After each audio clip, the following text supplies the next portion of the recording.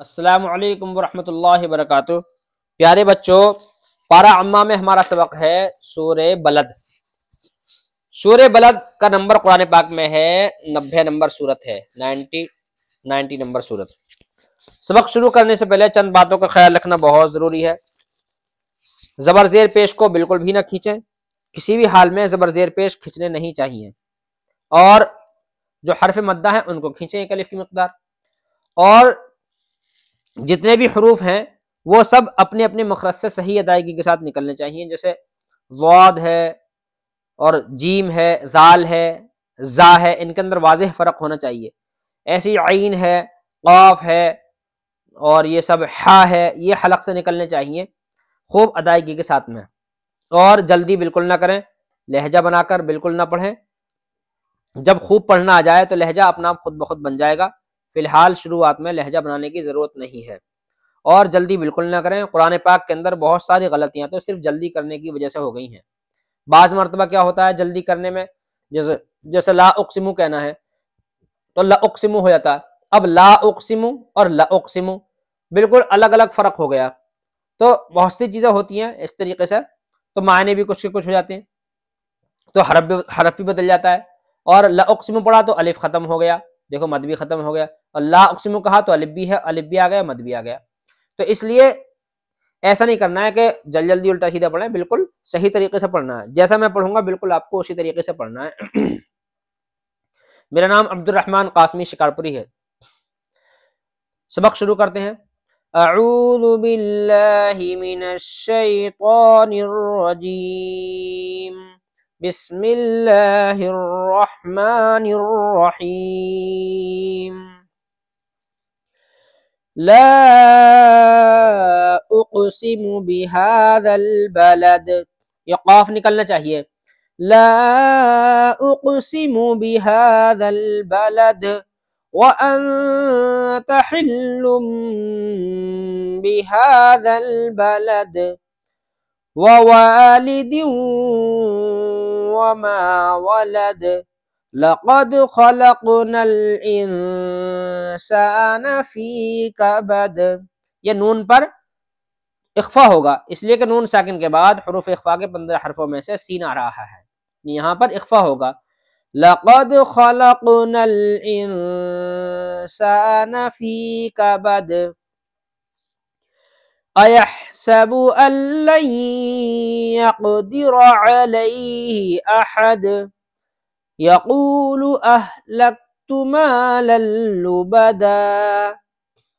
اہلکت میں تا کو بچے کھینچ دیتے ہیں، اس تا کو کھینچنا نہیں ہے کیونکہ تا پہ پیش ہے، پیش کو بالکل بھی نہیں کھینچیں گے۔ یقول اہلکت مالا لبدا ایحسب ان لم یرہ احد، یرہ کے ہاپ کے اوپر مد ہے، اس مد کو زیادہ کھینچیں۔ ایحسب ان لم یرہ احد الم نجعل لہ عینین ولسانا وشفتین وہدیناہ النجدین۔ نون پر تشدید ہے اس لیے نون پر غنہ ہوگا، جس نون پر اور میم پر قرآن پاک میں کہیں بھی تشدید آ جائے، نون پر یا میم پر، ہر حرف پر نہیں، صرف نون اور میم پر، تو وہاں پر غنہ ہوگا۔ غنہ ہوگا مطلب خوب دیر تک وہاں پر لگائیں گے، یعنی ایک الف کی مقدار ہی وہاں پر دیر لگائیں گے۔ وَهَدَيْنَاهُ النَّجْدَيْنِ فَلَاقْتَحَمَ الْعَقَبَةَ۔ اب یہاں چھوٹی سی آیت ہے، یہاں بھی آیت ہے چھوٹی، لیکن ہم کو سانس یہاں بھی توڑنا، یہاں بھی توڑنا، ہر آیت پر ہم کو سانس توڑنا ہے۔ وَهَدَيْنَاهُ النَّجْدَيْنِ فَلَاقْتَحَمَ الْعَقَبَةَ وَمَا أَدْرَاكَ مَا الْعَقَبَةُ، میم کے اوپر مد ہے، اس کو زیادہ کھینچنا ہے۔ وَمَا أَدْرَاكَ مَا الْعَقَبَةُ فَكُّ رَقَبَةٍ۔ اب دیکھو یہاں چھوٹی سی آیت ہے، یہاں بھی چھوٹی سی آیت ہے، تو ان پہ یہاں بھی سانس توڑنا ہے ہم کو. وَمَا أَدْرَاكَ مَا الْعَقَبَةُ فَكُّ رَقَبَةٍ. یہاں پر عام طور سے بچے غلطی کرتے ہیں کہ اس کاف کو کھینچ کر پڑھتے ہیں. کاف کو کھینچنا نہیں ہے بلکہ بغیر کھینچے صحیح طریقے سے پڑھنا ہے. فَكُّ رَقَبَةٍ ایسے پڑھنا ہے. فَكُّ رَقَبَةٍ او اطعام فی یوم ذی مسغبہ. اطعام پر یہاں پر اخفا ہوگا اس لیے کہ تنوین کے بعد، تنوین کہتے ہیں دو زبر دو زیر دو پیش کو، تنوین کے بعد حروف اخفا کے 15 حرفوں میں سے فا آ رہا ہے، اس لیے یہاں پر اخفا ہوگا. او اطعام فی یوم ذی مسغبہ، یومن میں بھی اخفا ہوگا. او اطعام فی یوم ذی مسغبہ یتیما ذا مقربہ، یتیما ذا مقربہ او مسکینا ذا متربہ. عام طور سے کیا پڑھتے ہیں بچے؟ متربہ. یہ غلط ہے، یہ قلقلہ نہیں ہوگا، متربہ نہیں ہے، متربہ. مت دیکھو، مت ایک تو ہے متربہ، ایک ہے متربہ، تو ایسا پڑھنا ہے متربہ.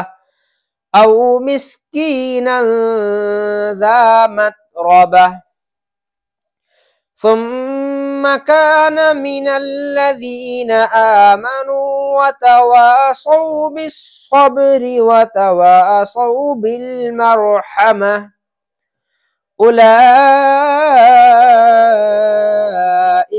أصحاب الميمنة والذين كفروا بآياتنا هم أصحاب المشأمة علیہم نار مؤصدہ. اگر کوئی بات سمجھ میں نہیں آئی ہے تو کمنٹ کر کے پوچھ سکتے ہیں. امید ہے سبق سمجھ میں آ گیا ہوگا. فقط والسلام علیکم ورحمۃ اللہ وبرکاتہ.